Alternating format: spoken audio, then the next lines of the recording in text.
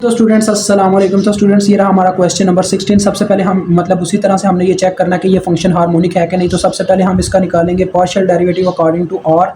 तो देखिए क्या आएगा जी। देखें इसमें हमारे पास चक्कर ये है स्टूडेंट्स कि इसके बटे में भी आर स्केयर और ये भी आर। तो थोड़ा सा हमारे पास कह लें कि इसका प्रोसीजर थोड़ा लंबा होगा। कैसे देखें, पहले तो आ जाएगा बटे में अपना इसका स्केयर का स्केयर। तो ये मतलब आर स्केयर बटे वाली यानी कि डिनोमिनेटर होता है उसका स्केयर आता है। तो ये आर स्केयर है, जब इसका स्केयर लूँगा तो ये आर 4 बन चुका होगा। उसके बाद ये रकम एक दफ़ा ऊपर रिपीट होती है, आर स्केयर डिनोमिनेटर ऊपर आता है और डेरिवेटिव आ जाता है उसकी ऊपर वाली रकम का पहले। तो पार्शियल ओवर पार्शियल आर आ जाएगा किसका जी, अपने 10 R square minus sine 2 theta का। फिर सेंटर में माइनस और ये जगह अपनी एक्सचेंज करेंगे, ये पीछे चला जाएगा 10 R square minus sine 2 theta और डेरिवेटिव आ जाएगा अपने आर स्केयर का।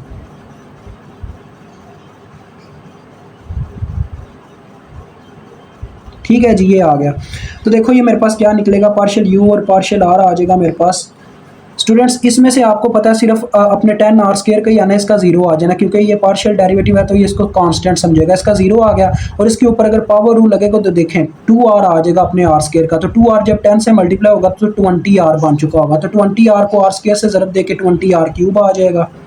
इस तरह से ही होना है और इसका तो जीरो ही आ चुका होना है। और इसकी बात करूं यहाँ पे भी 2 आर आना है जिसने इनके साथ ज़रब होना है इन दोनों रकमों के साथ। तो -2 आर इन दोनों से ज़रब होगा तो क्या बनेगा, देखो -20 आर क्यूब पहले, फिर -2 आर इससे ज़रब होने लगा तो माइनस माइनस प्लस हो गया, प्लस 2 आर साइन 2 थीटा ये आ गया बटे में अपना R4।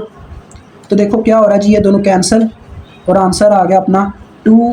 देखो एक आर ऊपर होगा 4 आर नीचे, तो पीछे रह जाएगा 2 साइन 2 थीटा और बटे में आर क्यूब रह चुका होगा क्योंकि आर कैंसिल हो जाएगा एक।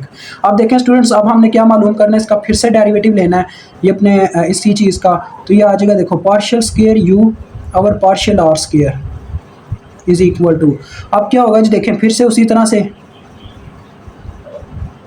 यानी कि अपनी नीचे वाली रकम का पहले आ जाएगा बटे में अपना स्केयर।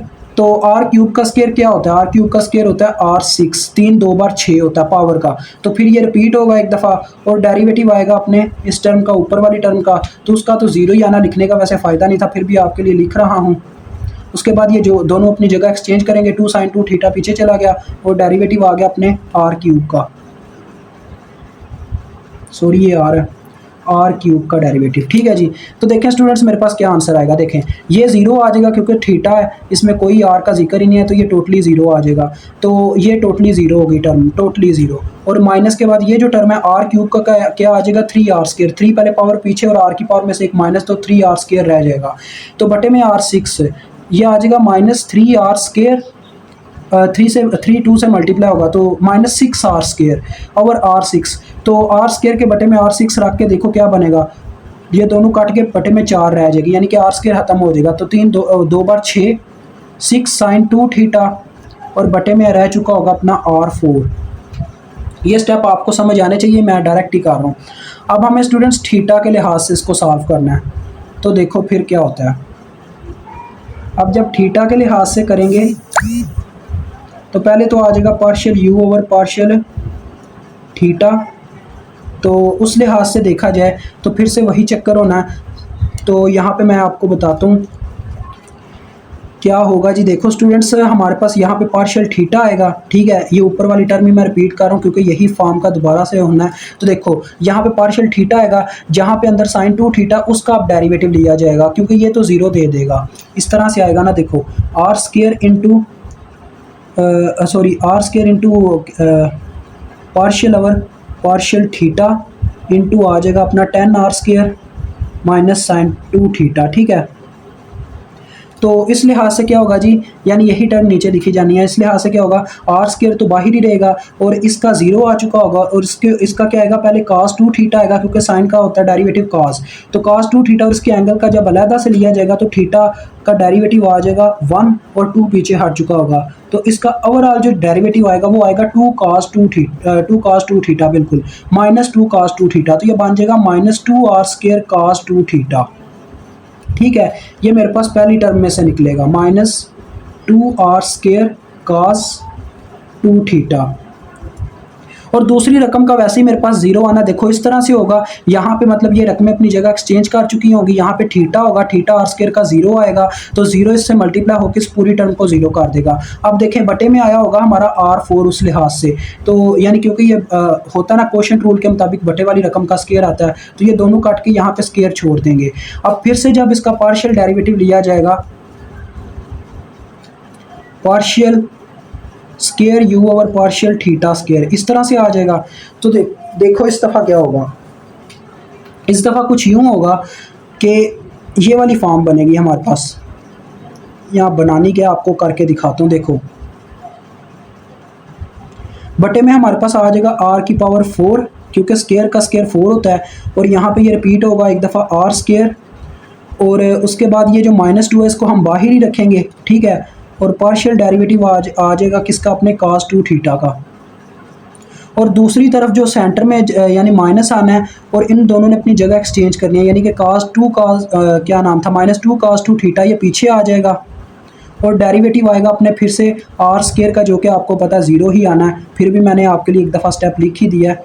ये आ जाएगा आर स्क्वायर का डेरिवेटिव, ये ज़ीरो हो जाएगा टोटली, और इसका डेरिवेटिव देखें तो क्या आता है, partial U over partial theta is equal to, तो ये स्टूडेंट्स मेरे पास कुछ यूँ निकल रहा है, ज़रा गौर से देखें। ये cos 2 थीटा का डेरिवेटिव होता है साइन माइनस साइन 2 थीटा, तो 2 भी एक निकलेगा, तो ये आ जाएगा -2 साइन 2 थीटा, जो इससे ज़रब होके बना देगा अपना, ये आ जाएगा -2 साइन 2 थीटा, जो कि -2 से ज़रब होके +4, और साथ में आर स्क्वायर साइन 2 थीटा ये आ जाएगा, ठीक है जी। और अपने ये जो R4 है ये आर स्क्वायर रह जाएगा इसकी वजह से। तो देखिए मैंने सारी टर्म्स निकाल दी, आप इसकी इक्वेशन से फिर से वेरीफाई करते हैं क्या ये मतलब प्रूफ होता है कि नहीं। बटे में आ गया आर स्क्वायर। तो देखो स्टूडेंट्स हमारे पास ये थी लैपलेस इक्वेशन पोलर फॉर्म की, ऊपर हमने लिखी हुई है pi square U over pi R square plus 1 over R pi U over R. इसमें वैल्यूज़ पुट करके ज़रा चेक करो, ये देखो pi U over pi R, और ये आई थी पाई स्क्वायर यू, ये आई थी -6 साइन 2 थीटा ओवर आर की पावर 4। तो यहाँ पे मैं वैल्यूज़ पुट करने लगा हूँ, ये मेरे पास आई है -6 साइन 2 थीटा ओवर आर, ये नीचे वाली इक्वेशन के लिए मैं लिख रहा हूँ, यानी नीचे वाले क्वेश्चन के लिए। और उसके बाद ये जो पाई यू ओवर पाई आर था ये हमारे पास यहाँ पे निकला था, ये देखें 2 sine 2 theta over R cube R से मल्टीप्लाई होकर R4 हो जाएगा, यानी ये आ जाएगा +2 साइन 2 थीटा ओवर आर की पावर 4, ये आर की पावर 4 है, और आर की पावर 4 हो जाएगा। अब ये लास्ट में कह रहा है कि इस फॉर्म को मतलब कि आपने आर स्क्वायर से ज़रब दे के लिखना है। तो देखो क्या होगा जी, आर स्क्वायर से ज़रब होगा बटे वाली टर्म, तो ये R4 बन जाएगा, तो ये आ जाएगा +4 साइन 2 थीटा ओवर आर की पावर 4 इज इक्वल टू 0। क्या ये प्रूफ होता है स्टूडेंट्स? बिल्कुल होता है। देखें सबका एलसीएम सेम है, तो ये +2 +4 +6 साइन 2 थीटा और R4 हो जाएगा, और ये दोनों कैंसिल होकर 0 इज इक्वल टू 0 आ जाएगा। हैंस आप लिख दीजिएगा कि द गिवन मतलब कि Laplace equation is satisfied in polar form is satisfied, so the given function is harmonic। बस इतना सा आपका ये क्वेश्चन का आंसर है। मुझे उम्मीद है आपको समझ आ गई होगी। अभी आपसे इजाज़त चाहता हूँ। अल्लाह हाफिज़, अस्सलाम वालेकुम।